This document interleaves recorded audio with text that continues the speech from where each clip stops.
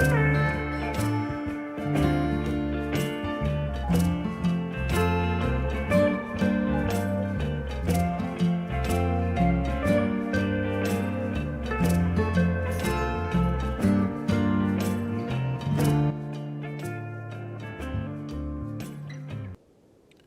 evening, ladies and gents, and welcome to the Q8 Pilot Channel. It is 1700 Zulu, 2000 hours local time here in Kuwait City, Kuwait. Today, we are going to be taking a look at an aircraft that has been released for quite some time. It's been there. You've probably seen a lot of content on this aircraft. This is an aircraft that I have a special interest in. I really like Boeing, first of all, but the 727 is a very special aircraft. I just fell in love with this Flight Sim Studio aircraft at first sight, and for good reasons, of course, and those reasons, of course, are going to be discussed today along the flight from Los Angeles to Oakland in the state of California. But first, let me welcome all of you guys here in chat. Rand Cooley, welcome, my friend. Glad to have you here. Stefanos, welcome aboard. Carl, good luck with your dentist appointment. Jacob, welcome. Helson, welcome aboard. Glad to have you guys with me this evening. I'm doing very well. I had a severe migraine headache this afternoon, but things have subsided, so we're good here to start streaming. Now, Flight Sim Studios as a company has really established a name for themselves with the 727. I think they have started kind of on the wrong side of the bed with their Embraer aircraft, which, by the way, have received an update, and we are going to be taking a look at them in an upcoming stream. But they kind of redeemed themselves with many general aviation aircraft, and this is probably the very best creation by Flight Sim Studios. They're a very good company, by the way. They're very supportive. They're a bunch of really nice people. And this is, what is this closed thing here that I see? Again, there is Microsoft Flight Sim for you. I'm not sure really what that is. But yeah, it looks like this is going to be there for the remainder of our flight today. Maybe I should just go to the main menu and come back. This is going to bug me, so I'll just do that. Wow, look at that, guys. It's still there. It says here, close. Does anyone have any idea on how to turn this off? I'm not really sure what that is, but yeah, marketplace. Should I start the sim over? I think I'm going to start the sim over, guys. So let me just say quit to desktop because this is going to bug me. It's on my Windows. Why is it showing close here? Huh. Very, very strange. What does it want me to close? Well, guys, it looks like we're going to just have to live with it. I'm not sure what that tooltip is. Why is it there? But it looks like, yeah, we're going to have to live with it. I really am not sure why it's showing there, but yeah, I hope FlyJSim will update their 727 for X-Plane. Yes, I do too. Now, Flight Sim Studios has built this 727 to a very high standard, in my opinion, and it is really a joy to hand fly. Probably my best aircraft, my favorite aircraft to hand fly in Microsoft Flight Sim 2024. And it is, if you ask me whether it's, study level or, all that, I personally don't think that it is study level, but I think that it is a very advanced simulation of the 727. I really am. This is really bugging me. I'm not really sure what that is. It probably requires a restart of the system. But yeah, that's something that we're going to have to live with, guys, unfortunately, today with this flight. Some tooltip here that says close. I really am not sure what that is and why it's there. But it looks like some app that I've opened before. I didn't realize that it was there. But anyway, that's okay. So I think what the level of simulation and the depth of simulation that Flight Sim Studios has brought into their 727 is really commendable. And I think they've built it to where You can operate the aircraft to as much detail as you like. If you really want to push your skills to the limit, that is something you definitely can do with the 727, where everything is managed by the pilot. But if you decide that you want some help, then there are some functions there to help you, and we're going to be taking a look at those. Yeah, I just wanted to get rid of this tooltip here, but unfortunately that's not going to happen today. So let's go to KLAX. Now, originally SimBrief gave me 24 left for departure, but the cargo area at Los Angeles is to the right of runway 25 left. So I've decided to change the runway to 25 left, and I always zoom out just to make sure that the airplane loads. So that's what I've done here, just that in case you are wondering, why I have it there. That tooltip is really bugging me. Hello, Renan de Oliveira. Welcome, my friend. Glad to have you here with us. The 727 is definitely an aircraft that requires some learning curve. And what we're going to be doing today, I've shown INS in many of my previous streams. There is a full tutorial on how to set up your INS device. The rest of the devices there are by working title, but the GNS device is something that Flight Sim Studio has developed and integrated into this aircraft. And also, the auto throttle is something that was retrofitted later on. Pan Am has used the auto throttle. They fitted this on their 727s. So what we're going to be doing today, oops, what happened here? I don't know what's going on here. Let me refresh here. This doesn't want to close. I'm not really sure what's going on here. Some trouble here as we start our stream. And yeah, it's really bugging me. I'm not sure if I should do a quick restart of my machine. But yeah, that was the flight control. That was the control panel for the Flight Sim Labs. All right, well, start up your system again. All right, let me do that, guys. So what I'll do is I'll come back. Unfortunately, if I do that, it's going to end the stream.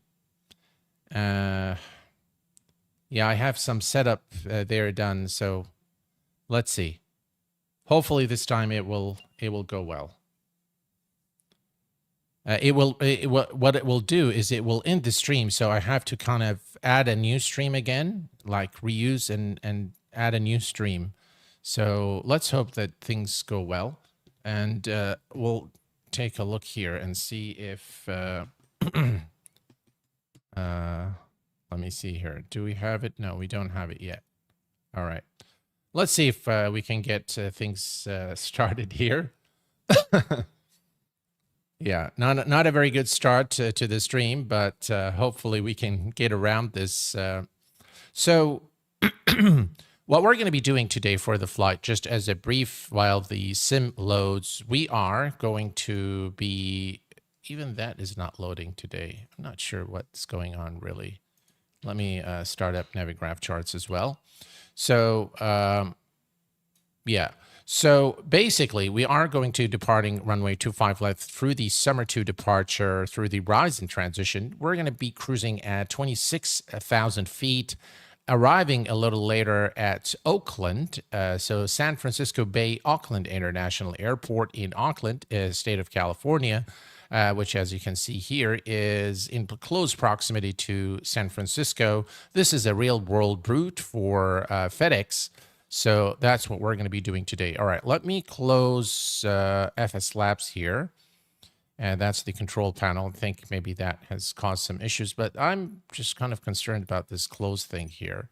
All right, let's go back to free flight. We're going to select KLAX.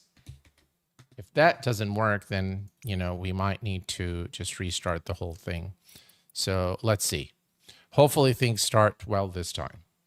We're going to select our position here at the cargo terminal at Los Angeles International. Zoom out again just to make sure that things load, and hopefully things will load without incident this time. We'll be able to get things off the road here. Right, the 742 harder than 727 has pretty similar. Yes, the 742 is far more complex, and it definitely requires a huge learning curve. All right, so here is the, all right, so we are now at Los Angeles International. Let me go to the cockpit view and then go back to the external view. Okay, so first thing first, I'm really bugged by this, guys. Okay, so first thing, the exterior model is done very well, in my opinion. A very nice looking aircraft, very authentic. The overall texturing is done very, very well as well. And you can see again here the slats, how they're without the hydraulics. That's exactly how you'd see them in real life.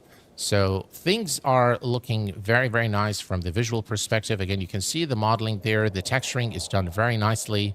You can definitely tell that this is an aircraft that has been put through the test of time. Nice texturing, really. Very nice details across the board there. And if we go to the interior, again, this is where I really think that it really shines. The amount of details is just amazing. You can see the panel work here, which is very, very detailed with some very, very nice tear and wear and some rust. Again, given the aircraft an aged and used look.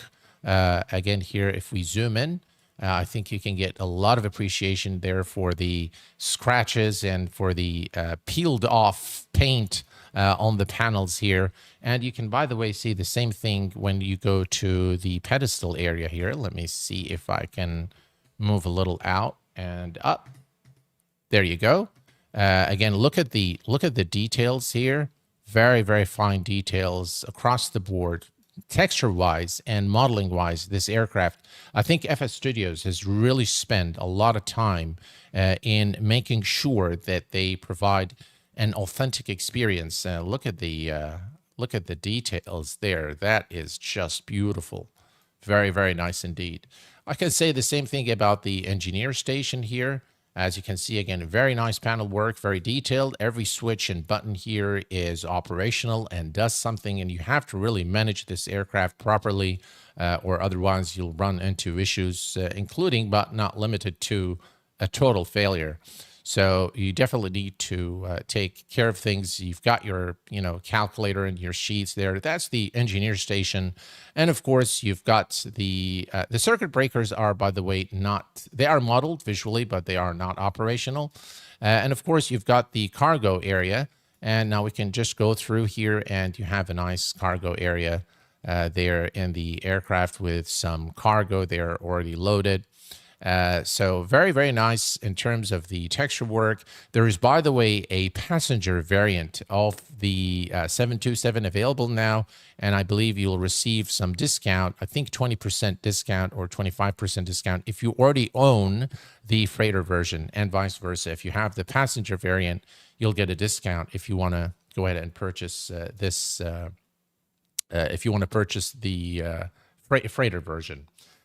Bryce, welcome aboard. Happy Wednesday to you, my friend. Explained will be on Saturday. We are going to be doing a special stream in collaboration with the guys over at TDS. They have a new feature for their TDS Garmin device, which is the cross-fill feature.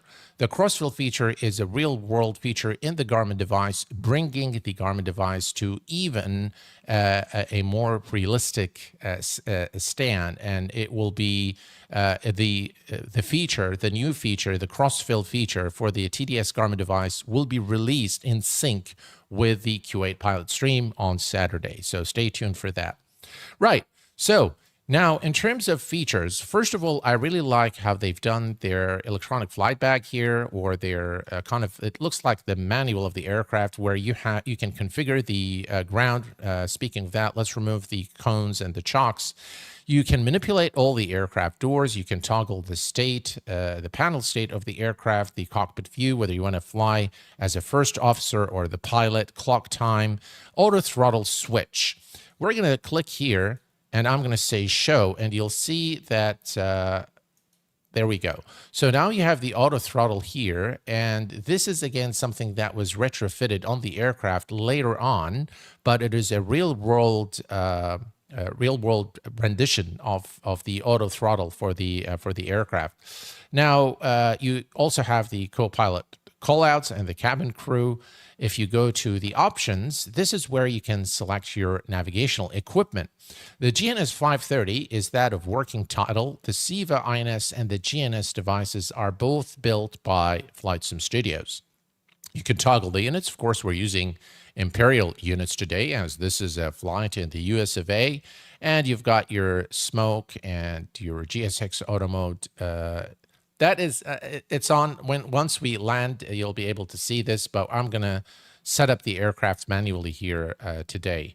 You've got your comm spacing there, and you can select the frequency indicators, analog or digital. We'll leave that as digital.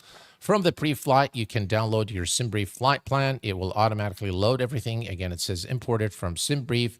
And what we're going to do is we're just going to click here and click there. So that finished. So now we have the cargo loaded, and we're going to do the same thing for the fuel. So now the aircraft is fueled and ready to go. From the takeoff, this is the performance data, which we will fill in a little later. Flight, again, this gives you the descent calculation. From the landing, this gives you the calculation for your landing. And finally, we have the Navigraph charts, and there's a full integration with Navigraph charts. So overall, I really, really like what they've done here. Now, another very nice feature is this little iPhone here. If you click on that, it will allow you to do the entire procedure. So if you really don't want to bother going through the checklist, then you can do the pre-flight check here, go through all these checklists automatically, and it will do everything for you without any hassle. And that way you can just focus on flying the aircraft. Now, I have the fuel feed here, and I have all of these. So engineer voice is hearable during checklist, fuel heat, EPR limits. The only thing I will set myself is the airspeed bugs. But we'll leave this for the aircraft, for the auto crew manager to handle all of this stuff here, or the automatic monitoring, if you will. But we'll do everything else ourselves so that I give you good insight on the depth of system simulation on this 727. That said, ladies and gents, let's go ahead and start our flight here. Let's start with the setup. And what we're going to do here is we're going to go to the engineer station first, and we're going to go here to the top, and we're going to turn the battery switch on. And with that, we can go now and start the APU. Now, for the APU, we're going to come down here, and we are going to first test the fire test for the APU. Again, very nice sounds. Let's reset. The sounds are very well done. You need to do this twice. You need to reset the fire alarm twice. And now we can start the APU next. And now you can hear the APU starting. Again, very, very nice sounds. And if you take a look at the outside, you'll see that the APU... Now, this looks a little bit funny where the heat blur is coming off there. But that's where it is in the real aircraft. It's just, I think it looks a little funny. But yeah, that's the heat blur right there. Very strange place for the APU. All right. So you just wait here until the temperature of the exhaust stabilizes, and then you just say close. And now we have the APU generator powering up the aircraft. Let me cancel the master caution there. All right. Now, on the engineer panel, for now, we are going to do just a few tests here. And then we'll move to the radio panel. So we're going to leave everything here as it is. So we're going to make sure this is on APU. This is on APU. We'll leave the fuel boost pumps alone for now. Oxygen system, we just need to make sure that the light illuminates, and we're going to come here and test the overheat, and we are going to make sure this light works, and then we're going to push here to test the main cargo system. From here, we're going to make sure we turn on the packs on, and we'll leave the engine bleeds. Now, the engine bleed air for engines 1 and 3 will be required to be on after engine start, but the APU bleed or engine 2 bleeds will be turned off for the remainder of the flight after engine start. We'll leave this on auto here. Let me fix that there. All right, so let's put this on auto, and we're going to make sure also that the cooling doors are open. We'll close those to about this dash here after engine start. The flight altitude is 26,000 feet today, and everything here, this is on ground. We have to switch this to flight a little later, or you're going to keep hearing the altitude horn above 10,000 feet. So you have to make sure that you set this to flight and turn off the bleeds here. All right, so we'll leave the engineer panel alone for the time being. We want to make sure that the fuel valves here, this is the fuel, we're just going to make sure that these are all in the off position and the lights illuminate. So that's for the fuel dump. And next we're going to come here to this panel here, and we're going to turn on the master radio switches on. And with that, we can now come to the first officer or the pilot in command here and do the pilot's checklist. Okay, so if we look here at the top, we're going to do the... If you look here, you'll see the stick shaker. Again, all the then flight recorder. Again, that works. The instrument comp is those little files. Let me see if I can zoom out so you guys can see it. All right. So if I click, this is going to illuminate these two instruments. Let me see if I can. There we go. All right. So you can see this is illuminated now. And what this is if there is any mismatch in the instruments on the first officer side and the captain and the first officer, this is going to illuminate. So this is the instrument comparator is what they call it. So just it's to detect any discrepancy and notify the pilots that there is something wrong with the instrumentation. Okay. So that said, let's go ahead. Anti-skid will leave off for the time being, and we can come down here now, and let's see here. Everything here, auto brake on rejected takeoff.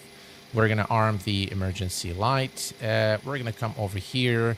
Alternative flaps is off, and the compass is slaved. We're going to test the microphone monitor here, and it checks okay. Non-smoking and fasten seatbelt signs are on since the aircraft is already refueled and ready to go. Ground crew call again. We're going to just make sure the light works and that we can call the ground crew. Again, PA on off. We can also test that. Everything here is good. We're going to come here and turn on the window heat. And the NTIs here, we can just test that here. So you go to ground test and you just make sure that this works. And then this is off and this is closed and everything else is good here. We'll leave the pitos for a little later. Okay. Navigation lights, we can turn them. Well, we are flying during daylight, so there is no need for the navigation lights. So we'll leave those alone for the time being. Okay. So a few more tests as well here for, there is a yaw damper test here. It doesn't really, I mean, it doesn't really do anything. So we'll just leave that alone. You can test your instruments here, make sure that they are operational, which is cool. And while we're at it, let's set the altimeter to 90904. Let's uncage the display here. All right, perfect. And we're going to set our altitude to 26,000 feet, which is our final cruise altitude for the flight today. So that's 23526. Okay, perfect. Next, we're going to come here and test all the lights. So that is also going to sound. All right, we have all the lights. Perfect. And now we can cancel, and then we're going to check the dim brightness as well, and that works. Okay, perfect. All is good here. And next we are going to test the ground proximity warning system. All right, and it works just fine. Perfect. Now that we're through with all the tests, now we can go to the INS device. What am I doing? Okay. And let's go down. Okay. So now we're going to set up our flight plan in the GNS device. First, we're going to click on, and that will do a self-test and bring up the, again, you see Flight Sim Studios. So this was developed by them. And I thought that, you know, we've seen a lot of the INS and the Garmin devices. So I think it would be a good idea to show you guys how to use the GNS device in case you want to fly. Explain 12 Brazil. Hello, my friend. Welcome aboard. Glad to have you here. Sorry, but the channel chat is in English only, so we don't really know what you're saying there. So please make sure that it's all in English. Thank you. All right. So ident. That's not correct now, is it? So we are at, there's something very wrong here. That is not correct. KXVZE? What's that?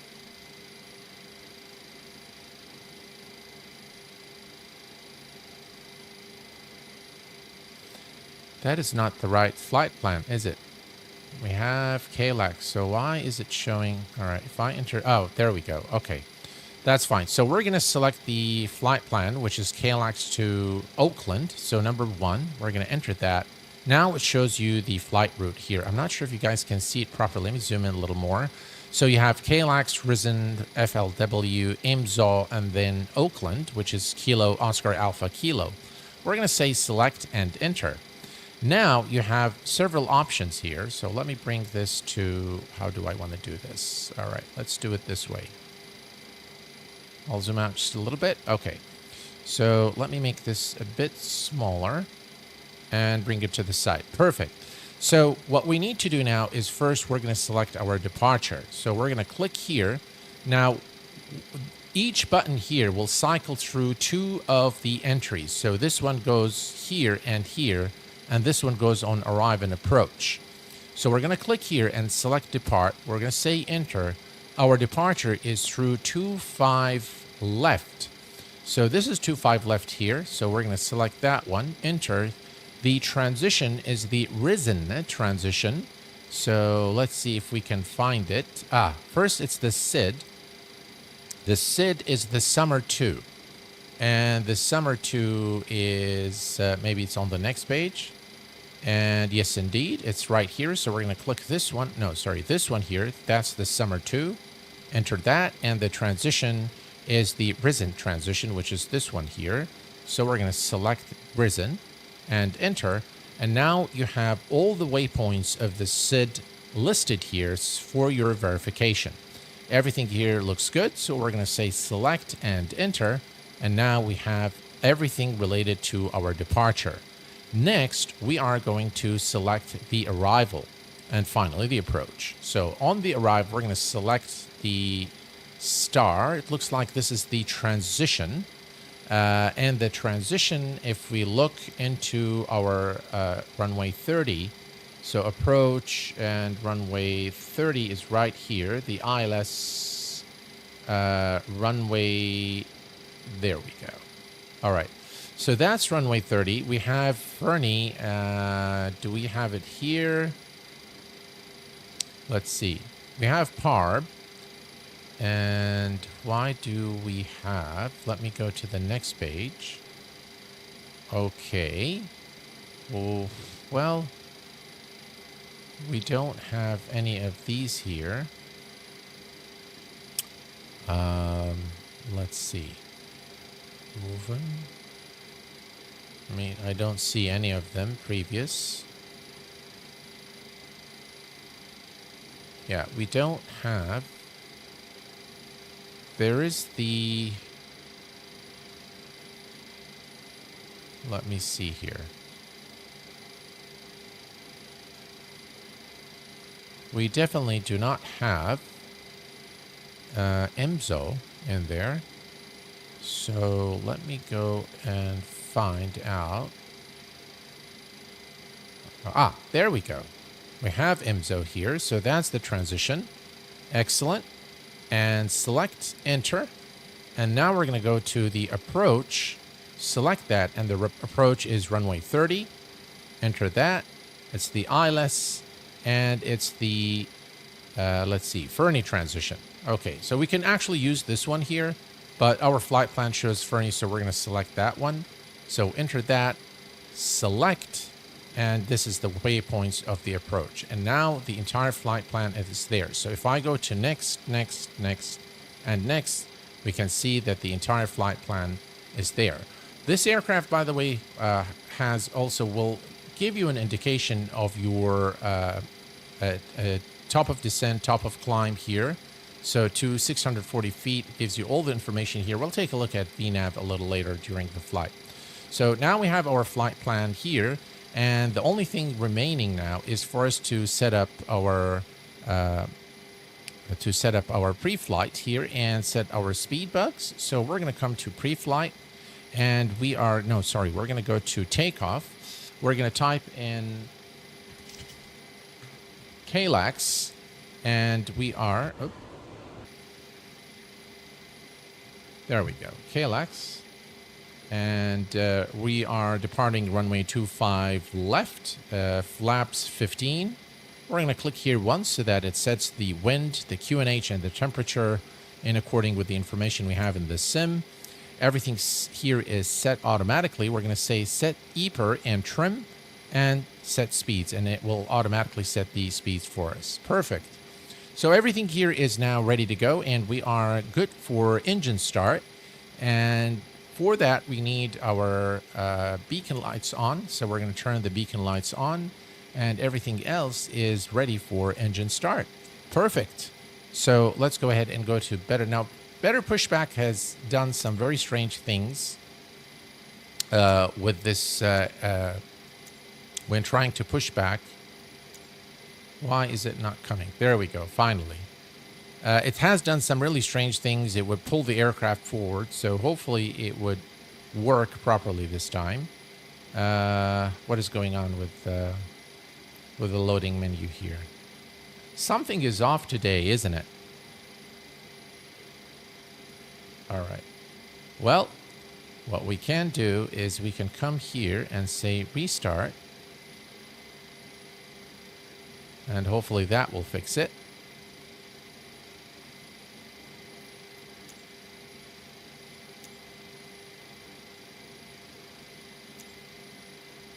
There we go. Interrupt pushback. Oh, it's automatic. All right, let's say no. We don't want to interrupt the pushback. So it looks like it automatically detected that we're ready to go. And hopefully the pushback truck will... I don't see it. Do you guys see it? I definitely do not see it. Let me try to do it again. There's something definitely very wrong here with GSX. Yeah, MSFS 2024. It's just loading menu. What is it? Wow. All right. So select handling operator.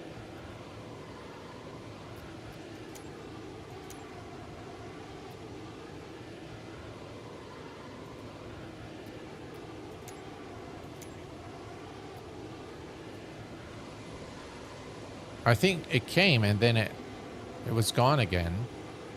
All right, I'm going to try it one more time. If it works, it works. If it doesn't, we'll just start the engines where we are, and we'll just turn the aircrafts and go. That's 25 left, so we're not far from 25 left. All right, let's give it a shot. Yeah, Kotal is not there.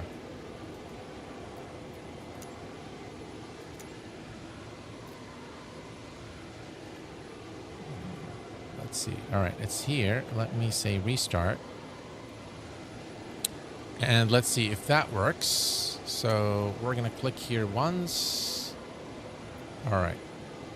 So I'm going to just select, let's select anything. That's fine. All right. I think now it worked. No, it didn't work. Something is off there with GSX, so that's okay. So let's go ahead and start our engines, and we'll just turn the aircraft. I'll probably use, I'll cheat a little bit to move the aircraft from its current position, but let's go ahead and start the engines. Now, to start the engines, the first thing we want to do, why do all these things happen only on stream? Shift P, you know what? I think if we go here, and let's see here.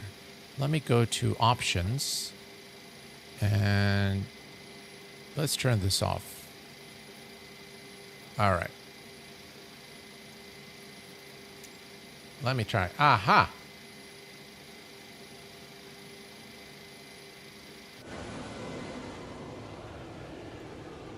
Did that work?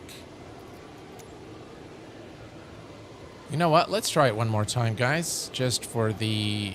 All right, it's not there. So it's like it's restarting again. All right, let's not bother with that. I think it has to do with the GSX automation. Okay, so for engine start, we are going to turn off the bleeds. Sorry, the packs. So we're going to turn both packs off. And now we're good to start the engines. We're going to come over to the overhead panel right here. These are the engine switches. So we're going to start with the engine number 3. There we go, ground. And we're going to watch the engine spooling now.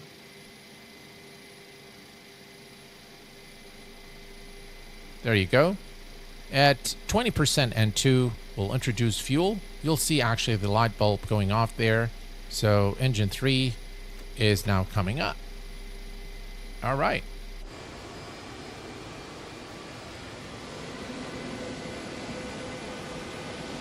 The engine sounds are actually very nice. The sounds overall on this aircraft are done very well.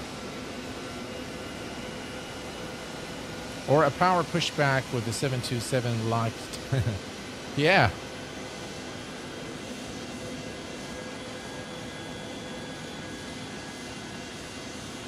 All right. We have a good start, and let's go ahead and start this second engine here. So there we go. And again, we're going to watch the engine spool. To request ground services. All right, I think GSX just now started. Just asking us about the parking brake, which is already set. Hey, Benny, Good day, Benny. Captain. What lovely bird. It is a lovely bird from a lovely friend. How are you, Benny, Benny? How's it going, my friend? A member for 42 months. Thank you for the support. Really appreciate it, my friend.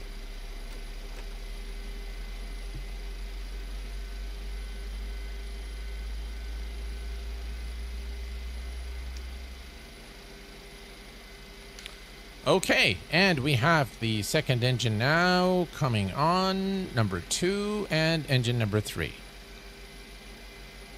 This tooltip is really bugging me. All right, so engine number 3, I'll try to ignore it. It's just in the way, so. All right, so. Engines to request ground services. All right, so now GSX is acting all funny, and we're just going to ignore GSX for now. All right, so engine number 1. There we go. And engine number 1 is now coming up. Perfect. Okay, so a few things we want to set up here. Let me first, we want to go to our... the flight director isn't really going to use in this aircraft, so we're just going to set this on VL, which is a VOR lock. And we're going to come down here to the central pedestal, and we're going to set this on nav lock. I think you can't set this until you've engaged the autopilot, so that's okay. Actually, you need to set this on GPS. And I think now, yeah, I think on GPS, you'll be able to get the direction of the next waypoint, which is 2 miles in that direction. Yeah, that only sets on after you've turned on the autopilot, so that's okay. All right, let's take a quick look here on the overhead panel. We have a good start on all engines, so let me see if I can close those guards. Excellent. Window heat is on, and we already have the beacon lights on. We can now go to the engineer station and set things up. We actually should have turned these on, but that's all right. Let's turn these fuel boost pumps on. All right, there we go. And we're going to close the gens here. All right, well, we're going to put the essential power on generator 1. We're going to make sure the galleys are turned on. And we can now turn... the engines to request ground services. All right, we're not going to request ground services. Okay, so now we have the packs on, and we can now simply turn... by the way, we should have turned on one of these systems before engine start. One of the systems is sufficient to pressurize the aircraft, but that's okay. We have everything set here. We need VHF 1 and 2. And we can now turn off the APU. All right, so APU is now powering down. And before we forget, we'll set this on flight. And we're going to turn off the engine 2 bleeds. Those are for the APU, so we no longer need those. And we'll let everything else be handled by the monitor system of the aircraft. Okay. So we are good to go. Let me see where we are right now and how can we move. I think we can move from our current position. Engines to request ground services. All right, so let's release the... we need to set our flaps to flaps 15 for departure. And we are good to go. Let's turn on our taxi lights. Taxi lights on. And let's release the parking brake. There we go. We'll give it a little power here. And we'll just turn out of our position here. GSX is acting funny. A lot of things are not working as they should. Cockpit door, yeah, we can close it. We are alone in the flight, but yeah, let's close the cockpit door. That's fine. Okay, we're good, guys. Listen to the engine sounds, ladies and gents. Very, very nice sounds. Now, by the way, originally I wanted to do a flight from San Antonio, but unfortunately, the scenery from ADDONS causes extreme stuttering, and I found that a lot of the compatible sceneries, so not the ones that are native, but the compatible sceneries of ADDONS in 2024 caused stutters. So I removed the scenery and then decided to change it to this flight here. Very, very nice aircraft, really.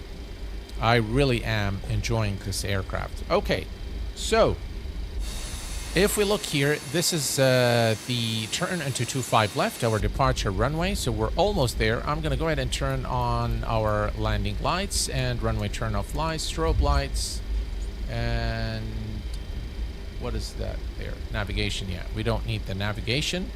What else do we need here? Everything here is set. It's got some really nice vibrations, some really nice sounds as well. So overall, very, very nice. Now for the speed bug, what I'm going to do is I'm going to set this already to 250 knots. Okay, and this is the bug that the auto throttle is going to follow. Okay, So we are good to go, and let's go ahead and make our turn to runway 25 left and depart Los Angeles. Let's also make sure that we have our flight path here. We don't have Simlink.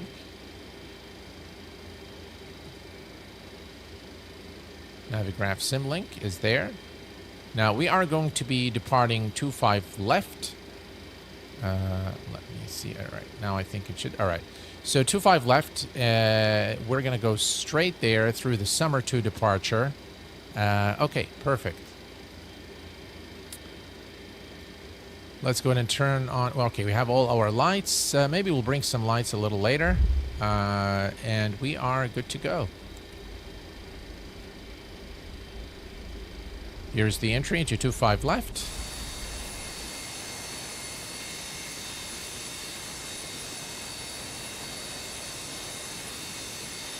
Very, very nice scenery. And this is, by the way, Premium Deluxe, so I'm not using any scenery. This is what comes with Microsoft Flight Sim.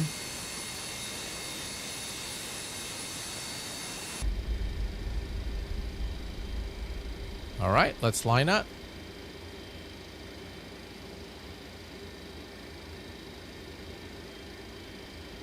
Let me reset my view here real quick.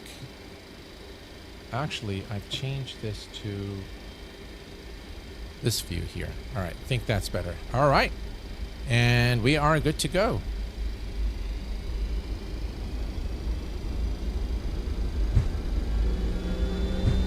Listen to the engine sounds. Very, very nice indeed. Takeoff thrust is set. Airspeed alive. 80 knots.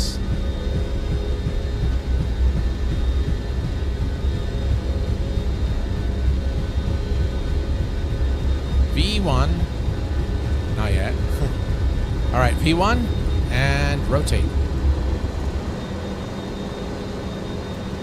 Positive rate of climb, gears going up.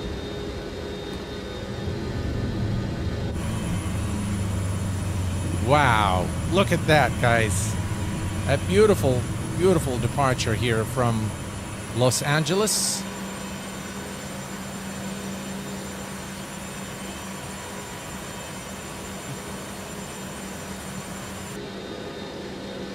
All right, looking good here.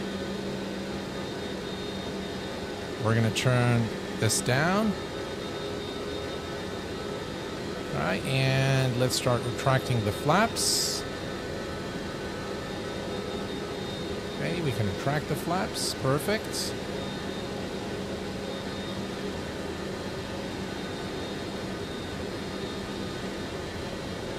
Very nice aircraft to hand fly. Right, we're coming up to about 250 knots here. I'm going to pitch down a little bit here, and that's too much. Right, there we go.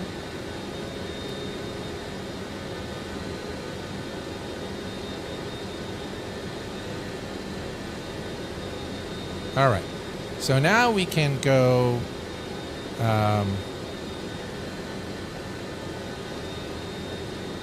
We can turn on the autopilot, Alt select, and now we can go to Nav and select IAS.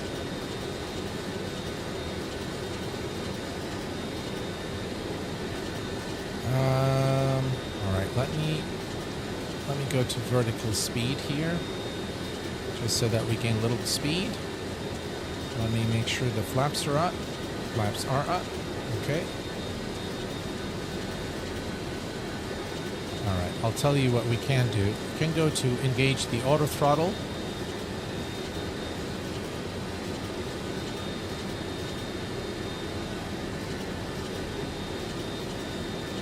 That's not doing what it's supposed to do, so let me just pitch down.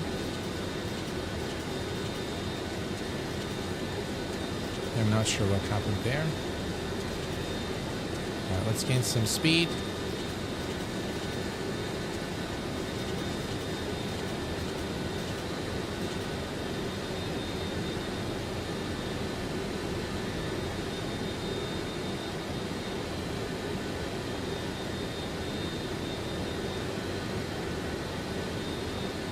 go to pitch hold.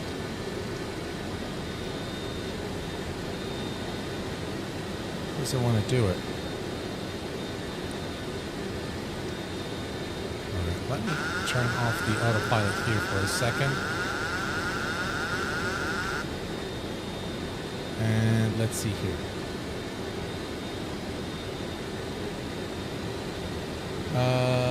Let me see. Why is it doing strange things?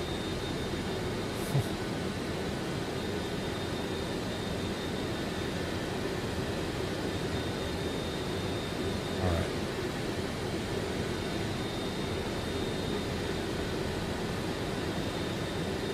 Man, it's really doing some strange things today.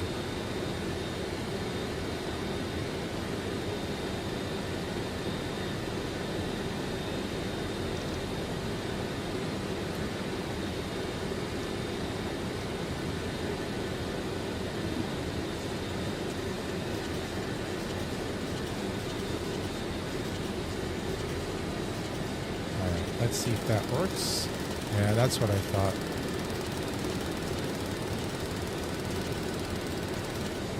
Alright, that's better. Alright, let's gain some speed and then we'll set things up.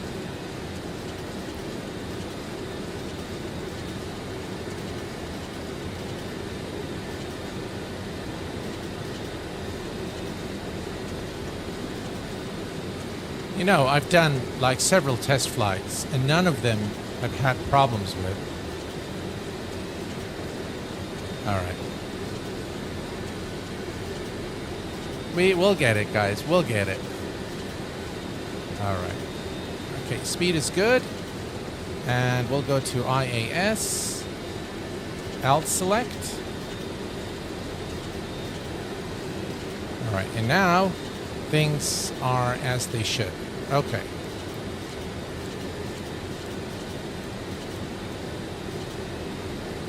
Finally, that gave me a bit of a sweat there.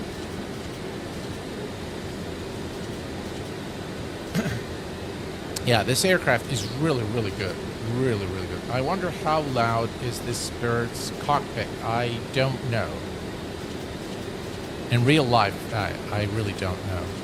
All right, so we are now climbing properly. It might be the trim, something that I've set incorrectly. But if you look here now at our flight plan, you can see that the GNS device is exactly following the flight plan that we have here. So things are good. Just today, this stream, I think, is jinxed, guys. First was this little tooltip that says close, and then, you know, crashing the sim a couple of times, so... yeah, auxiliary, there we go. Alright, so now we're following the flight path. And everything else is working exactly as it should. Now, I'm going to increase the speed here to about 270 knots or so. And well, once the aircraft reaches the cruise altitude, we are going to switch over the auto throttle, and we'll let the auto throttle manage the speed. And everything else is now exactly as it should. Perfect.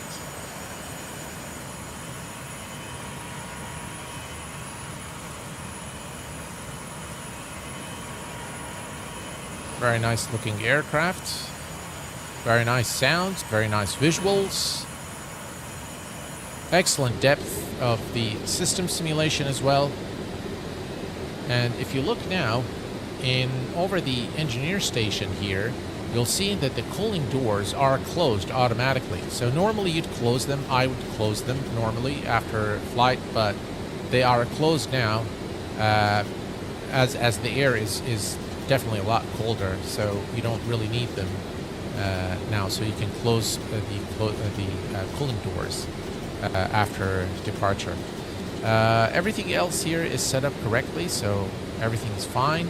And we continue our climb to 26. We are at the transition altitude, so 29902, 29902 down here. And let's do it on the first officer's side as well. 299. 2. There we go. Perfect. 6,000 feet to go, and we'll be at our cruise altitude. One many things I don't understand. What is why it spins? Let's see here. Those who watch the video afterward have the luxury of fast forwarding. Yeah, that's true. But they can interact. That is also true. True, but at least there's a unique advantage enjoyed by them.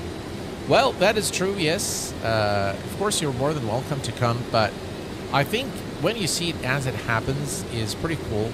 And one of the things that is very useful, I think, watching a stream is you can watch all the mistakes that a content creator or a streamer does, and you can either provide advice or learn from the mistakes so that it doesn't happen to you. So either way, there is also an advantage for you being on the live stream. And I, of course, try as much as possible to answer any questions that you guys have, and try to make it fun. Of course, the fun is all you guys. You are the ones that make it fun. So, right here again, MSFS 2024 is starting to look nice. I have to say, I am not too crazy about the clouds, though. Sometimes they look gorgeous, and sometimes they look, well, kind of, sort of. But yeah, overall, this is good. This is good.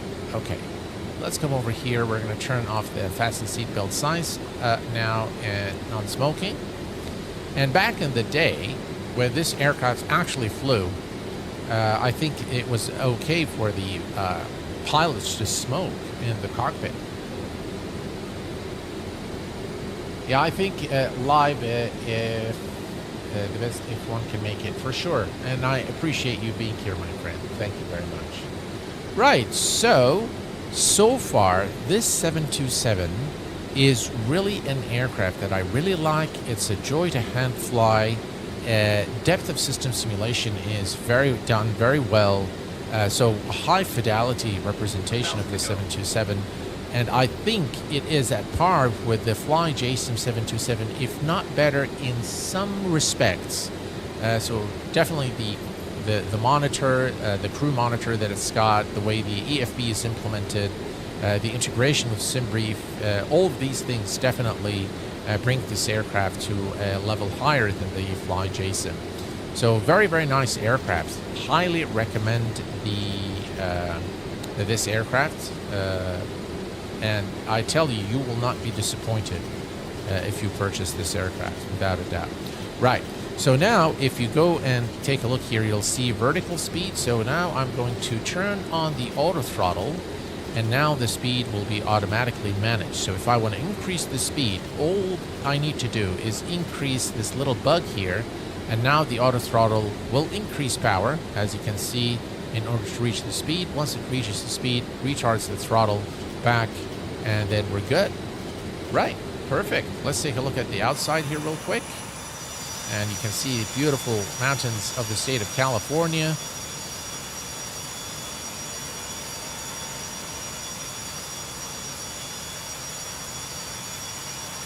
Yeah, I remember the days when we used to be able to smoke on airplanes. I remember I used to always pick a smoking seat when I flew from Kuwait to the U.S. While I was studying as a student. And it was just, I thought that it was, I didn't feel how much it used to bother people. Now, the back of the cabin, like in the economy class, they have two sections in the economy class in Kuwait Airways, and the section in the back, the farthest area of the cabin, was for smokers. And gee, guys, the cabin was like, you could see a cloud of smoke in the cabin, and the smell was terrible. And so I'm kind of glad that they banned smoking altogether on aircraft. Although I do crave it when I'm traveling, like a really long haul flight, but I think it's for it's for everyone's benefit not to be able to smoke, including us smokers. So Both are great. I have their own. Yeah. So, 26,000 feet. We are at about 270 knots right now, going through a beautiful flight here from Los Angeles to Oakland in the state of California. And all aircraft systems are operational. Now, if we come down here to the FMC or the GNS device, if I click on VNAV, it will say to risen at 26,000. And if I go next page, so these are, so if I go here, 26, that's not right, 28,000. So here is probably where we're going to begin the descent. Normally it would show you the top of descent here, but we'll that's okay. We'll just go. Let's go to data. Cruise altitude 26, transition level 18,000, default I think this is the descent rate. So that's 3. So let's go back to. You can see, by the way, visually what's going on here. So if I click here, you can see visually what's going on where you're flying, which is cool. And you can increase or decrease the range. So you do have a visual or graphical representation of the flight if that's something that you want to do, or you kind of need some situational awareness to understand where you are. So that's there for you. And let's see. All right, we'll just wait a little bit. So from to flow. Okay. So here we are. If I look at the flight plan here, my estimation, there's something really off today with my machine. I really am not sure why. I did change some settings, but I did restart. Yeah. Okay. So we are at 26, and if I go to Oakland and we want runway 30, so let me bring runway 30 here, and the platform altitude is 2,000, but there are a few restrictions. If I look here, 48, 4,400, right? So 4,400 as we come here, and there's one restriction. We want to be at 4,1 and then 2,000 here. So 2,026, that's 24. 24 times, that would be 6872 with a 10 nautical mile contingency, 82. So 82 nautical miles out. Now, if we look here, and we go to VNAV, okay, actual, next page. It doesn't give me the, so page 2. Okay, so right at EMSO, we'll begin the descent. At EMSO, we'll begin the descent. Okay. And EMSO on our plan here is where? Is the beginning of the star. Okay, perfect. So we're actually not very far, about 94 maybe nautical miles. Yeah, 4. So 82 miles out. We have 94 nautical miles here. And I think if we begin the descent somewhere after flow, about 10 nautical miles into EMSO, I think we should be fine. Maybe it's up. Now we'll wait for half of it, and then we'll begin the descent. Okay, perfect. Let's take a quick look here at the beautiful California scenery here in Microsoft Flight Sim 2024. As you can see, it's looking very, very nice here. Now, not all areas in Microsoft Flight Sim look like that, but this one looks pretty decent, I think.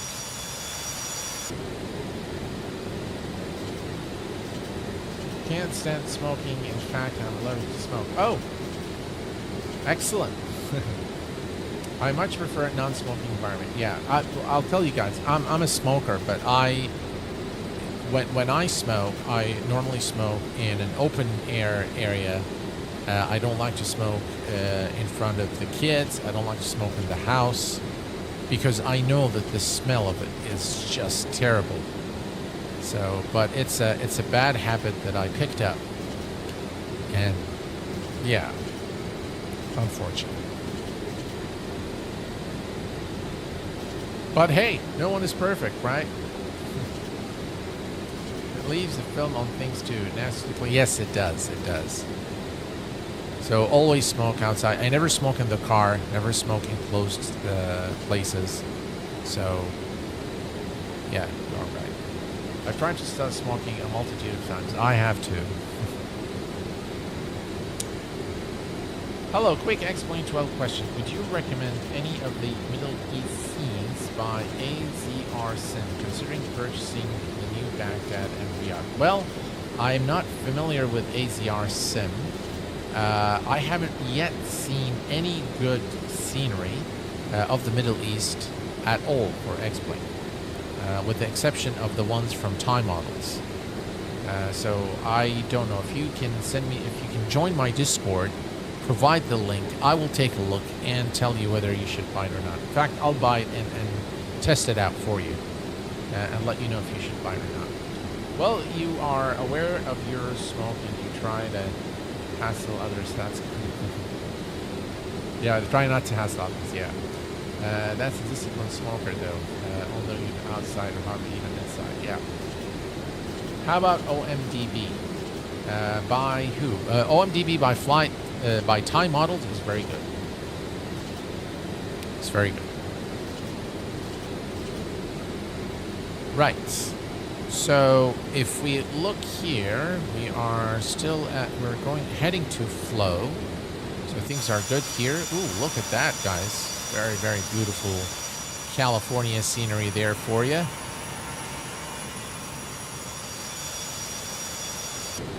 So again, for those of you just joining in, on Saturday we are going to be flying the Citation jet by Torxen. It's got a dual Garmin GTN 750XI, and we are going to be, of course, showcasing a brand new feature of the TDS Garmin device, which is the cross-fill feature. This is a real-world feature. It is available on the real units, and they have done it exactly as indicated in the Garmin manual. So we are going to be taking a look at that, probably pick a nice flight for you guys, maybe again in California. I'm kind of feeling I miss California these days, so maybe we'll do that in California again. And maybe we'll do it from San Francisco or something like that. All right, so now we are flying towards IMSO. That's the transition into our star. So if we go to VNAV, it's again still showing IMSO, estimated crossing 257. Yeah, I'm very sure that on a previous flight it gave me TD in so much. So I really am not sure why it's not doing it today. But if we look here, we want to maybe start the descent maybe right around before we reach IMSO. We'll begin the descent. Here we have a restriction at 42, so maybe we'll leave it at let me see what we have here, if there are any restrictions. Let's see.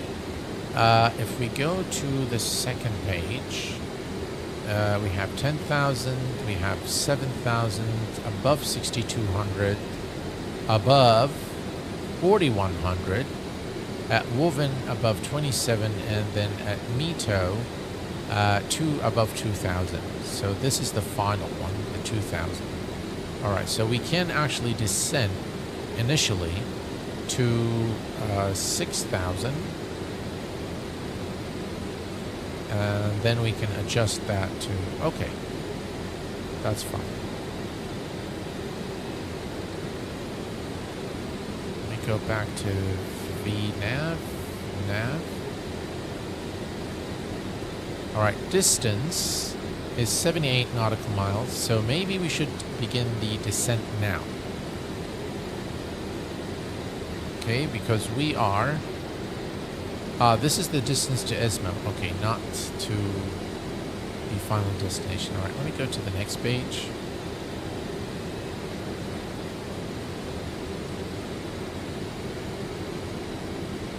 Okay.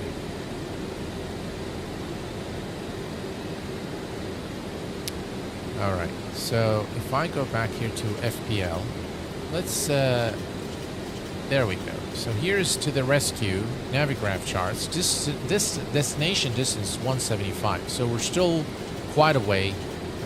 We just need about 82 nautical miles to begin the descent. So we're good here. We're just going to maintain our current altitude. And now for the approach, what we're going to do is we are going to decrease the speed first to 250 knots to make sure that while we descend, we don't exceed the maximum speed limit below 10,000 feet. And we need to grab the frequencies. So let's come here and let's note the frequency for the ILS, which is 108.7. 108.7. All right. We're going to set that here, 108.7. And we're going to set it here as well, 108.7. And now we have the ILS frequency set on both sides. And we'll take a note of the weather conditions as well. So the weather conditions, 260-13 knots. Oof. All right, so we have few clouds at 800, broken at 15, broken at 18. Let's see. There is some precipitation, it looks like. Let me see here. We've got... Well, the weather conditions are not that great. Visibility is definitely very bad. 10 nautical miles, so it's going to be a tough one. But again, that's what you guys just absolutely love. So we're in for some landing, guys. Hello, Fry Bright. Welcome aboard. I'll most likely purchase as I'm supportive of X-Plane 12 scenery development. Look forward to catching your next X-Plane 12 stream. No worries at all. It will be on Saturday, so stay tuned for that. I was hoping to see that feature on the Garmin. Yes, I was too, and I'm very happy that they finally did it, and they did it very, very well. So I was actually supposed to do it today, but then I had already scheduled this FSS stream. So the guys over at TDS said, then we'll also mark the release on the day that you stream the new feature. So I'm very happy to collaborate with TDS. They're a really good company with a very, very fine product. It works exactly as it should, both on X-Plane and on Microsoft Flight Sim. They've spent hours and hours of development. They're very committed to the product, and it is the most realistic representation of a Garmin 750 available today for Flight Sim. Right, here we are over the beautiful state of California. Just lovely. Lovely aircraft.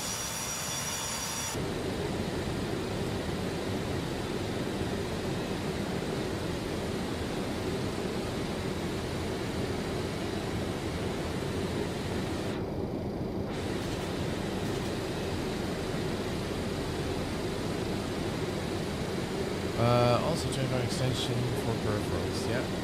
Looks like I need a trackball along with the HOTAS, using it, yeah. Hello, Sven. How are you doing, my friend?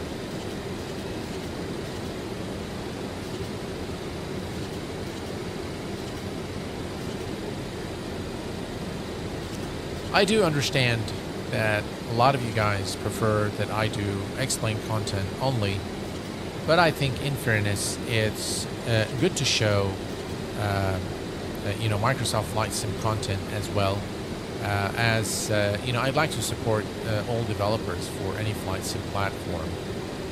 So and this aircraft I think is definitely worth it. In all respects, this is probably one of the most successful aircraft for Microsoft Flight Sim, and I think they've done a really good job on it. So yeah, it's we will do Microsoft Flight Sim content every now and then. We'll cover what's new in the sim, you know, the new aircraft that are worthy of showcasing is something that I'd like to do. By the way, I purchased this aircraft, so this was not given to me by Flight Sim Studios. And I've had it before the compatibility update was made. I purchased this aircraft a very long time ago when it was first available for 2020, and for some reason I didn't do any coverage of it. Then 2024 came out, and I was just waiting for it to become available. So yeah, so that's. I'll actually both sims. Yeah, for sure. Oh yes, some aviation news. Great. Yeah, definitely. I'll work on that as well. The only problem, guys, is that lately I have really had not much time on my hands. And this is probably why you haven't been seeing a lot of videos like the top 10, top 5 aircraft, a lot of tutorials. And I know that you guys really like this kind of stuff. The only problem is that I don't have a lot of time on my hands with my new job, working from 7 a.m. to 5 p.m. And then I commute for about half an hour to reach home. So I reach home every day by 5:30. And by the time I'm home, I'm just really exhausted. And I don't really feel motivated to do any content. So today was one of the days. So actually, the day I really enjoy is the Saturday streams. I enjoy the most because I am the weekend here is on Friday and Saturday. So on Saturday I'm relaxed. I finished all the house errands, taking care of the kids. So I'm like in a better state of mind. But during the work days, it's just really, really difficult. Thank you very much, Smash. Appreciate that. Hey, the Giggity Gang. Welcome. Glad to have you here. You keep changing your screen name, but welcome.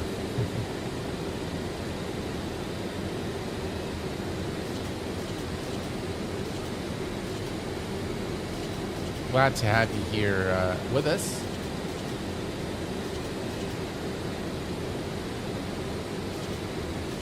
Yeah. Love you, son.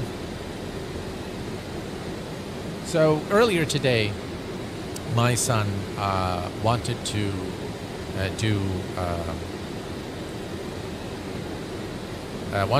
actually fly in the sim, and his choice is always Microsoft Flight Sim. He's done a beautiful landing at LaGuardia in the Cessna 152.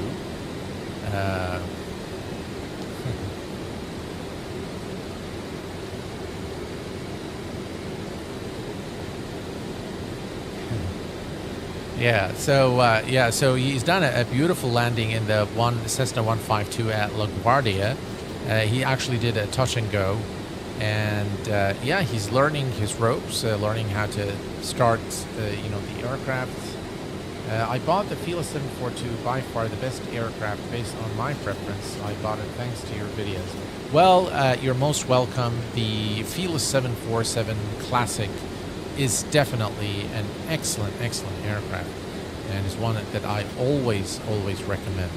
So I hope that you enjoy your purchase, and let's take a look here. So we are good.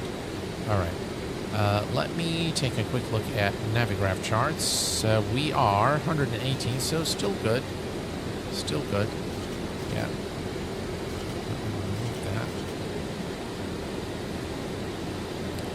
Yeah, I think we can begin the descent shortly. 1,500 feet per minute. So let's go ahead and do that. So to begin the descent, it's very simple, guys.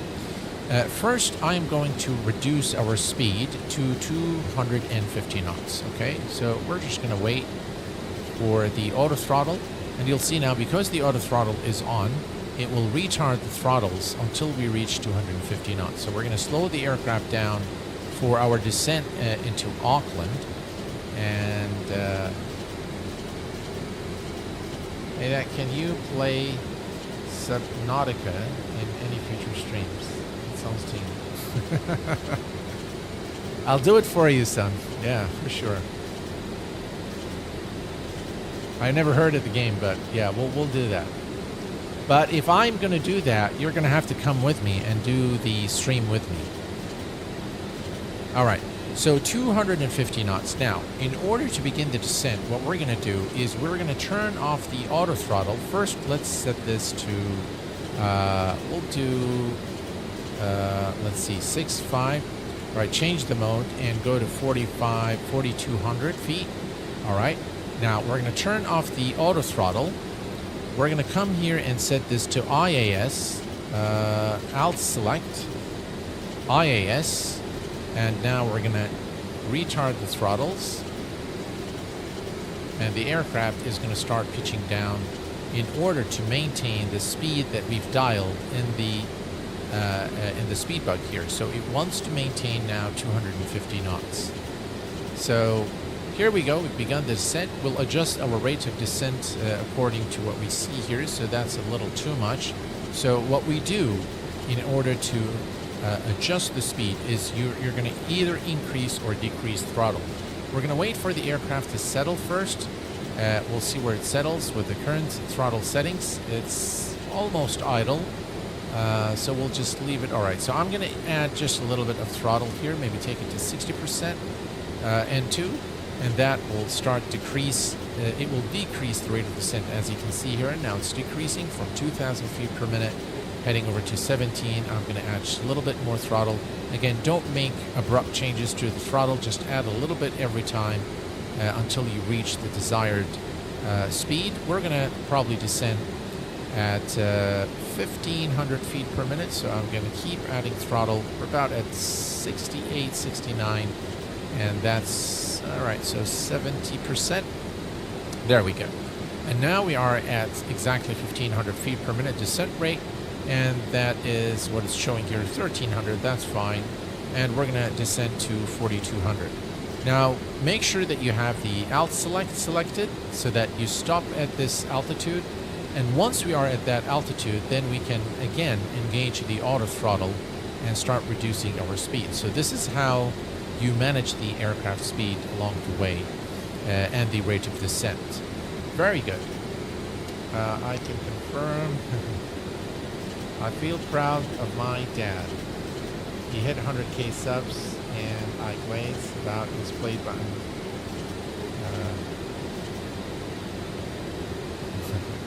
Thank you very much.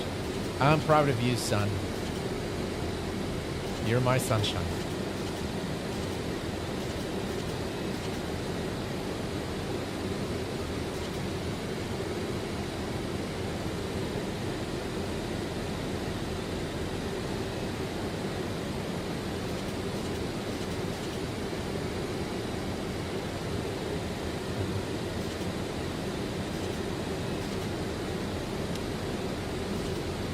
All right.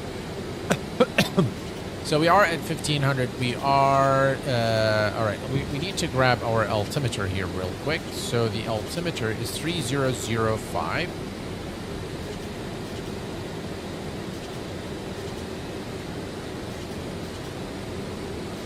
AC3, is that your friend? Well, welcome. Glad to have you guys here.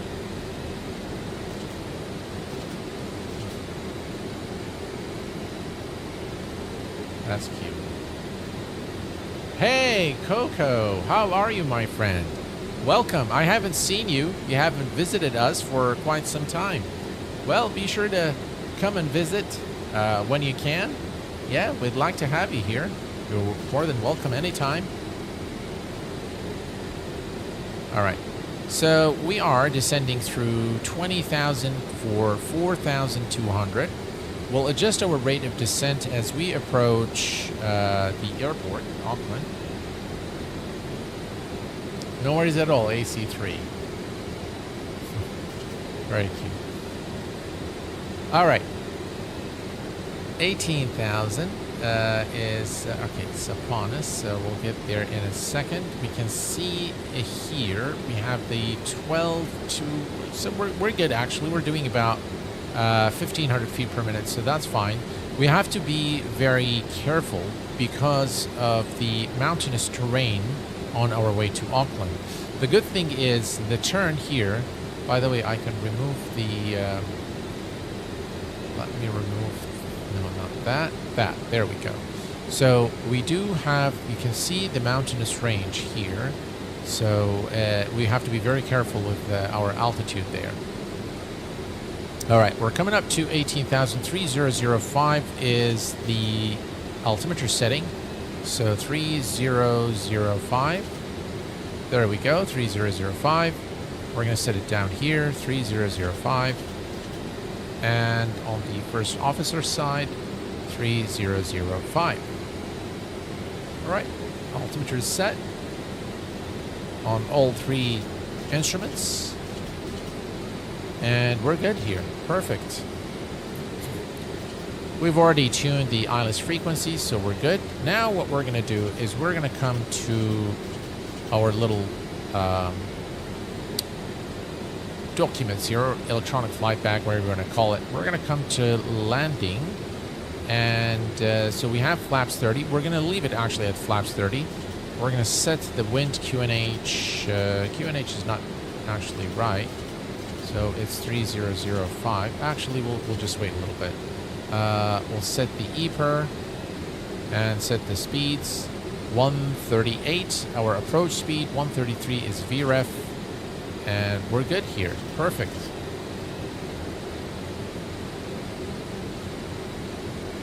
I'll guide you. Okay, you'll guide me in Subnautica. That's fine.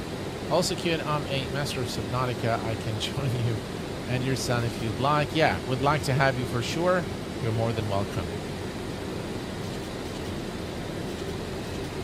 These things look incredibly complex to fly just because it's all steam gauges, for sure. For sure, yeah. Right, so everything here is looking good. And here's a look at the outside as we approach Oakland. Beautiful mountains there. It really reminds me of when I fly in the sim and I fly in California. It makes me really miss my days in Fresno, California. I spent a very long time there, and probably my transformation as a, you know, from being a teenager to manhood has happened in the States. So I am forever grateful for all the great people that I've met. They definitely are the reason I am the person I am today. So yeah, I'm very grateful for every single person that I've met. Some of which I still am in contact with. Very few. But yeah, I really miss those days. I do fly in Western Europe, that is true. Hello there, Enzo. How are you doing, my friend? I'm doing very well, sir. Did you calculate your descent rate from a certain point, or was it a decision to descend? No, so normally what I do is I calculate, if you want to descend, you need to minus the platform altitude from your current altitude, multiply it by 3, add 10 nautical miles for contingency, and then you can pretty much know when to start the descent. So that is, of course, considering a 3-degree glide slope on the descent.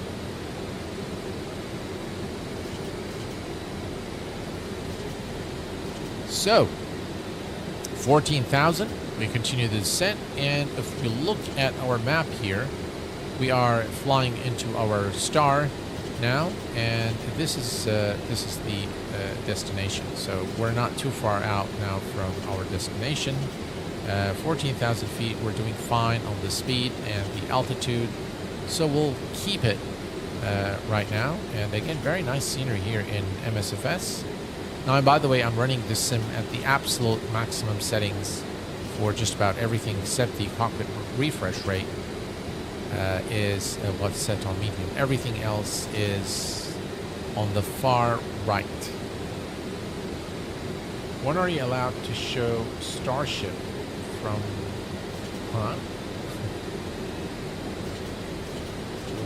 When are you allowed to show... Oh, the Starship. Sorry, from Black Square. Sorry. I don't have it. So I'm like all of you guys. I'll just wait for it when it's available. I'll purchase it, and I'll give you my thoughts. Math lesson with Q8. Is there a wing flex with this aircraft? I don't know. I haven't checked for me. Maybe we'll do a replay and we'll take a look.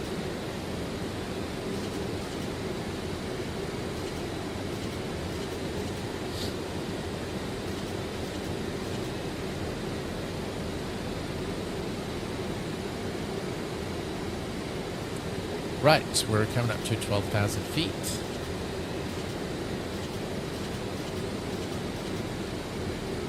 By the way, folks, there was a short that I posted some time ago of my son in the cockpit of the 787. So that's who's chatting with you right here, right now. How much is a tutoring session with your math? Oh! For you, it's free.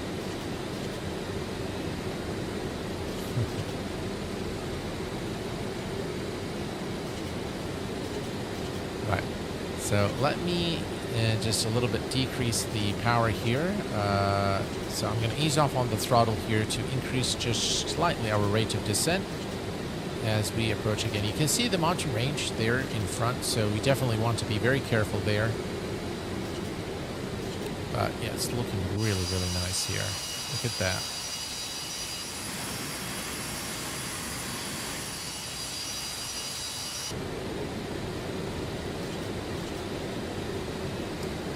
Gonna get anyways. Love your reviews and always very good Q8. Yeah, no worries, my friend. Thank you very much for the support. Appreciate your kind words. And yeah, hopefully, I think it will release very soon because I saw a preview by, I'm not sure who the content creator was, but I saw it pop on my For You YouTube on the main page. So yeah, someone was reviewing it or previewing it. So I'm sure that it's the release of the aircraft is imminent now. So. Oh, so the 19th is announced on the Just Flight Facebook. I see. Gotcha. Thanks for that, Enzo. Appreciate it. So the 19th of June, is it? So in about 8 days. Yeah, so. All right, 10,000 feet. Let's go ahead and turn on the landing lights and runway turn-off lights. We're going to also turn on the fasten seatbelt signs on. No smoking signs on. And we're good here. Right, there we go. Very, very beautiful detailing there on the aircraft.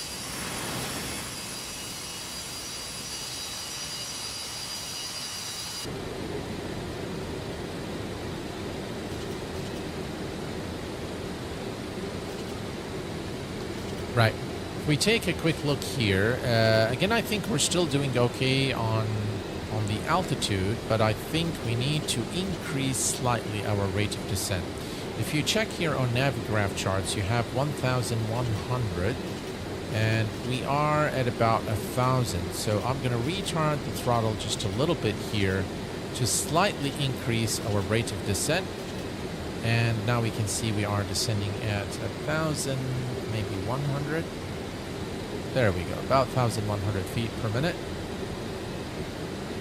We're looking good here. Now, for the approach, here's what we need to do.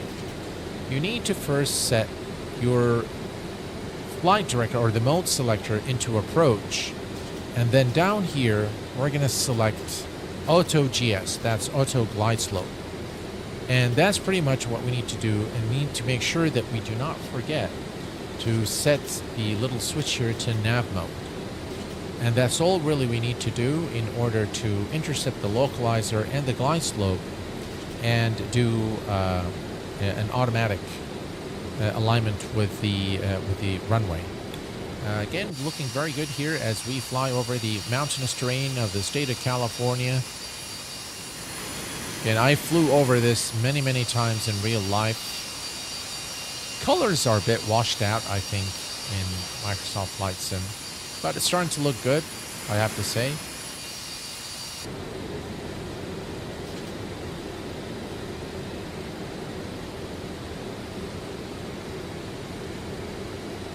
All right.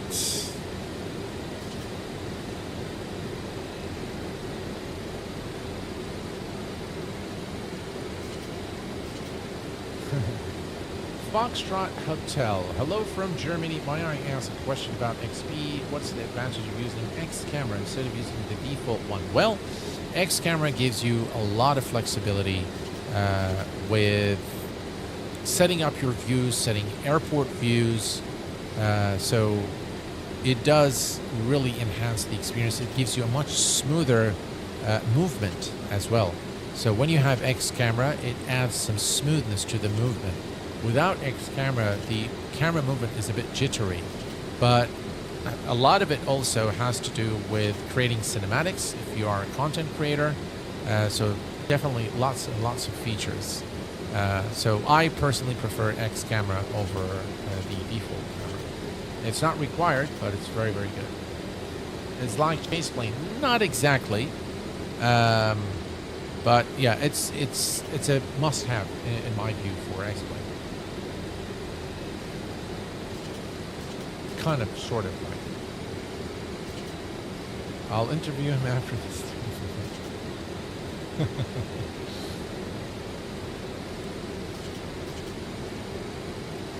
All right, 6,000 here. All right. So I think we can go ahead and start going to 2,000. So I'm going to set this to 22,000. And I think we're looking fine here. So if we look here, you can see that we're turning towards Fernie now. So I think it's fine for us to go to the lower altitude. We're going to clear the mountains here. We're going to make a left turn and then a right turn. And then finally we'll intercept the localizer there. So what I'm going to do is I'm going to reduce the speed here. So the speed bug, we are going to set it to about 180 knots right there. Excellent. Here we've begun the turn now. And I'm going to ease off on the throttle here a little bit. And we are looking good. All right. So we are now heading over to, this is the transition into our approach for Oakland. So we need to clear about a couple of thousand in order to intercept the localizer. So we're doing good here. Things are just fine. Visibility is not the greatest as we approach Oakland, but hopefully we'll be able to butter it and give you guys a good show. I got X camera on sale. You can get a lot of other people's profile too. Yes, you can do that for sure. You are cleared for approach at. We're landing at Oakland.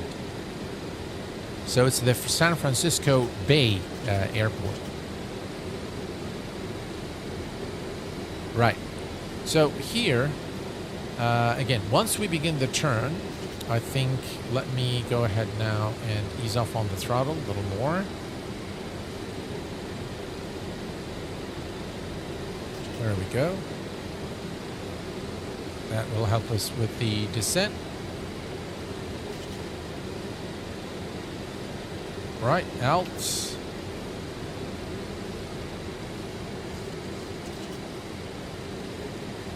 Alt select.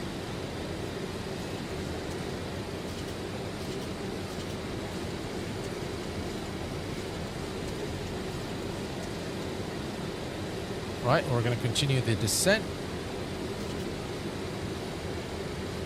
to 2,000 feet. We're looking good.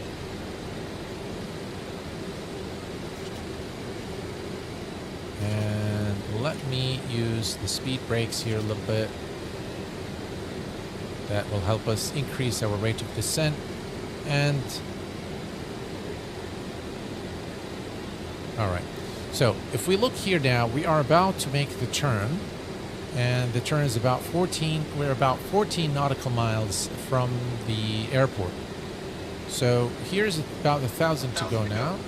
All right, so we're going to retard the speed brake. There we go. Okay, and now we have begun the turn towards Oakland. Perfect. Okay, so now with that done, we can come to nav as soon as the aircraft's... Okay, so we're exactly 14 nautical miles now from the runway, okay? So, first thing first, we're going to set this to nav.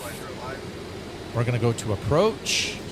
And we're going to go to auto GS.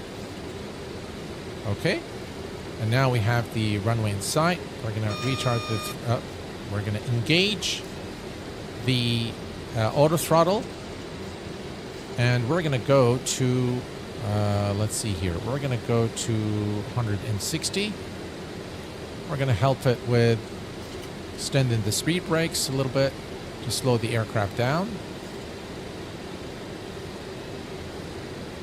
Perfect.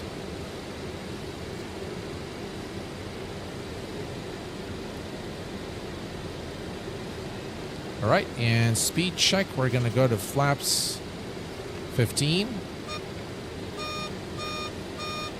And now it's going to want us to lower the landing gear, so that's the horn. There we go. Let's lower the landing gear. Look at this, guys. Let me very quickly come here to record. And let's record our approach. All right. It's beeping because of that. All right, there we go. We need to set the auto brake to medium. And let's reduce our speed now. That's the approach speed.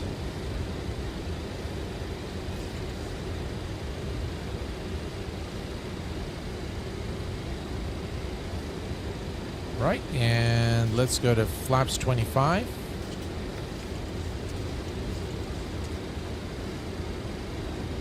And we're going to maintain this speed until we arrive. We can see the glide slope needle here. So the aircraft's going to begin the descent now towards Oakland. We're looking good. Visibility is not the greatest, but hopefully we'll make it.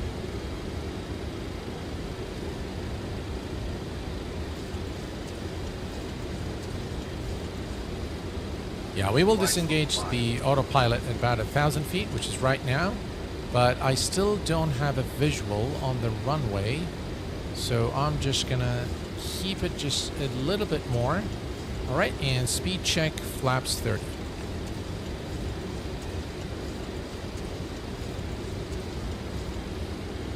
Right, looking good.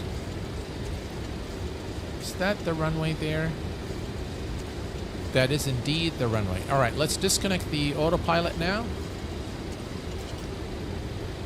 And my aircraft, it didn't sound the horn, did it? I love to hand fly the FSS 727. In fact, my favorite aircraft to fly in Microsoft Flight Sim 2024 to date. Right, we're going to keep an eye on the localizer and the glide slope there. We're looking good. We'll leave the auto throttle for now. And the approach into Oakland is very, very nice as you go through, you know, the... 1,000. Right, there's 1,000. We're a bit off the localizer there, so let's correct that.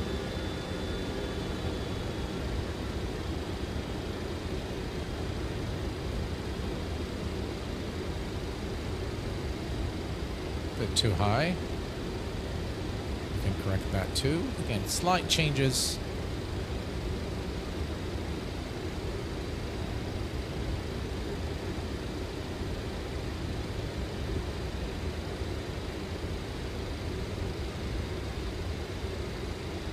Very nice approach. 500. 500. Looking good. We have 13 knot crosswind. 400. Or not that. I think it was 13 knots, but I'm not sure if it was crosswind. 300. Right. We're a bit too low. Auto throttle off. 200.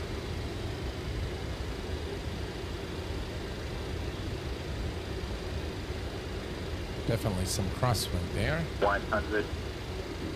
Wide slope. 50. 40. 30. 20. 10.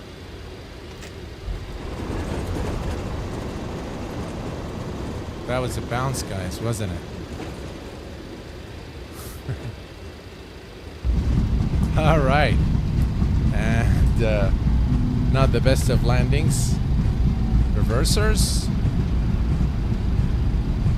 We'll take a look. I think the flare was a bit too much, but it was all right. Definitely there was a bounce there. Not the best of landings, but a very enjoyable flight for sure. All right. Okay, so what we'll do is we will take a look at a replay, and then we will taxi to the gate. We're safe on the ground. Yes, we are. Disgusting wind. Yeah. All right. Let's do stop here, and let's play the approach. Right. Let's move it right about here. All right. Let's take a look.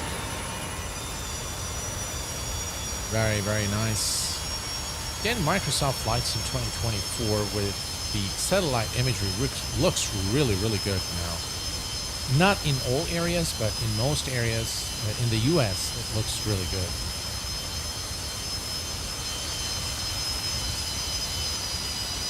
That is really a very nice approach into Oakland.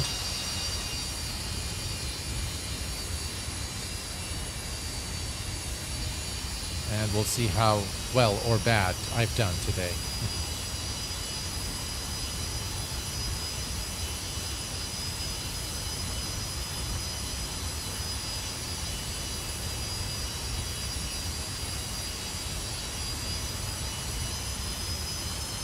The sands are very well done on this FSS 727.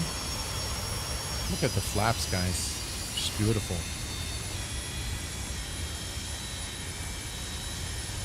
All right, there we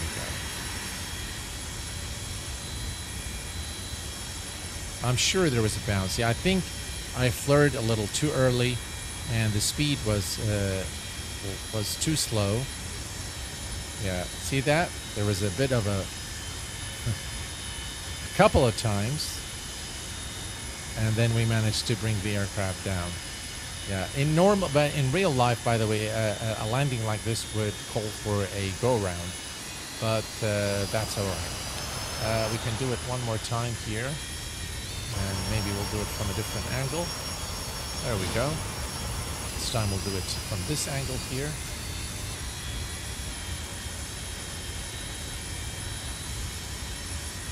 But a really very nice approach.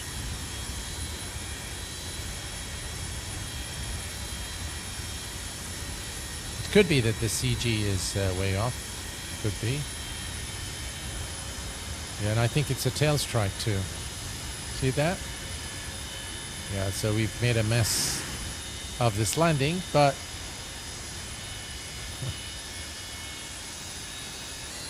Kuwait never strikes a tail. We did today. There's always a first for everything, right? All right, let's take control of the aircraft. And there we go.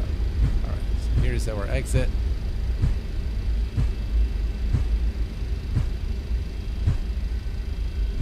All right.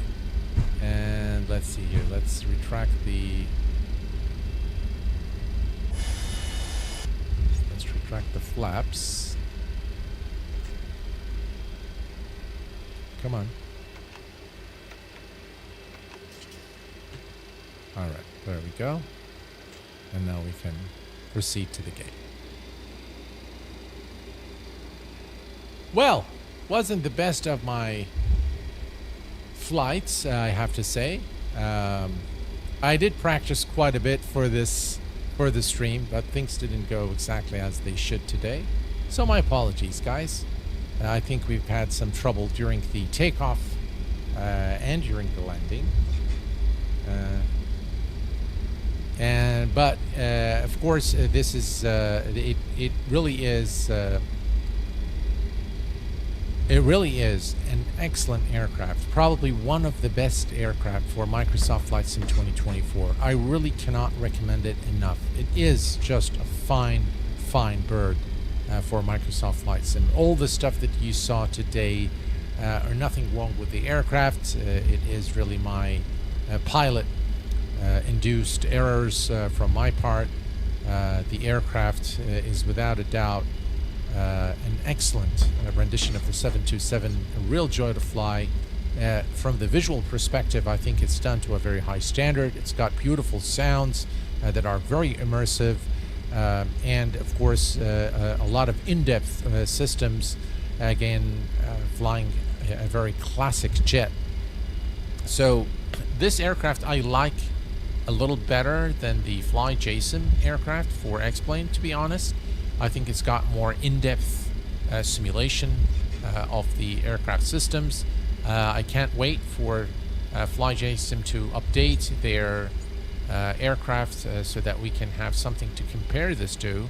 But yeah, definitely an aircraft that receives the highest commendations from the channel, and I give it a final score of 9 out of 10.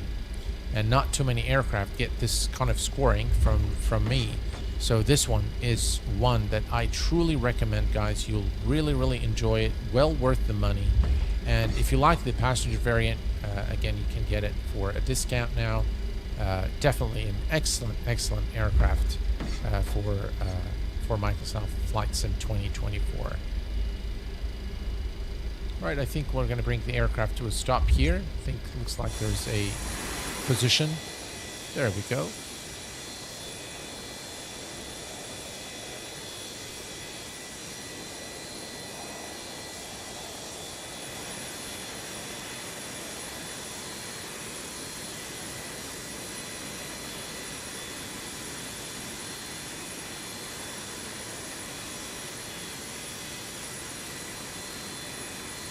All right. And we'll set the parking brake. Parking brake is set. And what we'll do is we'll come back here and we'll start the APU.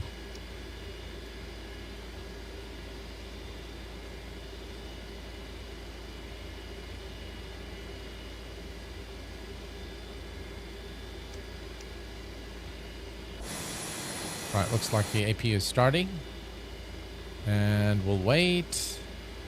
Let's see. It's there. Perfect.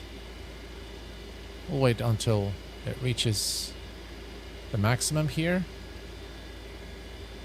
Right. Perfect. And we're going to turn on the APU. And now we can come here and we can turn the essential power on the APU. And we can turn power off the aircraft. So we're going to come here and kill the engines. 1, 2, and 3. Perfect. And next we should have turned off all the lights. So off. And beacon lights off as well. And we are going to see if GSX now works. Oh, it does work now. Request deboarding. FedEx. Let's switch to the outside here. And now we'll begin deboarding. And look at that. Look at the beautiful animation there of the cargo door. And the sounds as well are quite nice. We use the GNS navigation today. When my dad and I first got this engine, the AP was buggy.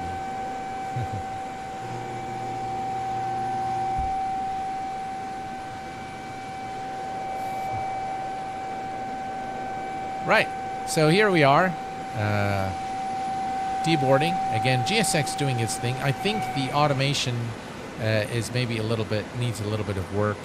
It had some issues there at the beginning of the stream, but I think it's sorted once we've removed the automation. So what do you want to do? All right, we'll do Blue bus both. is coming. All right, so now we've begun the removing all the packages that have been delivered from Los Angeles, and you'll see also that the main cargo door is now open. And very, very nice animations from GSX there for and you can see the cargo. Again, this is all GSX now, so nice integration there, definitely with GSX overall. So very, very immersive experience. What is that? Look at the crew bus, guys. There's only a guy flying. Again, some issues with GSX, definitely. But this is, again, has nothing to do with the aircraft. Blue deboarding starting. But, yeah, definitely it was a fun stream. And I definitely recommend this aircraft, guys. Again, I give it a score of 9 out of 10. That means that it receives the gold plaque of the Kuwait Pilot channel with my fullest commendations and recommendations. I can recommend it with confidence. And I hope that you guys enjoyed this stream as much as I enjoy streaming it for you. As a heads up, guys, if you've joined the stream late, on Saturday we are going to be flying the TorqueSim Citation jet to showcase the crossfill feature of the TDS Garmin device. This feature is going to be released in sync with our stream on Saturday. So until then, please take care of yourselves and each other, and I will see you all very soon. Thanks for tuning in, and have a pleasant evening. Bye-bye for now.